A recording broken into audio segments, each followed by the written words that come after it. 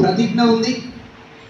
మరి ఇలాంటి అన్ని కార్యక్రమాల యొక్క ఉద్దేశం ఏంటి అని అంటే తప్పనిసరిగా మన జిల్లాలో 100% పోలింగ్ లక్ష్యంగా మనమందరం కృషి చేయాల్సినటువంటి అవసరం ఎంతైనా ఉంది.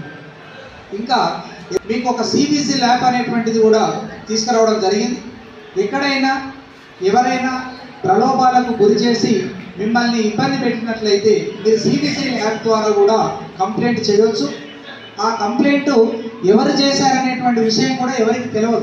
దాన్ని అలాంటి యాప్ను ఎన్నికల సంఘం ఇచ్చింది కాబట్టి దాన్ని మనం అందరం ఉపయోగించుకోవాల్సినటువంటి అవసరం ఉంది. ఈరోజు ఓటర్ల పండుగనే చెప్పవచ్చు.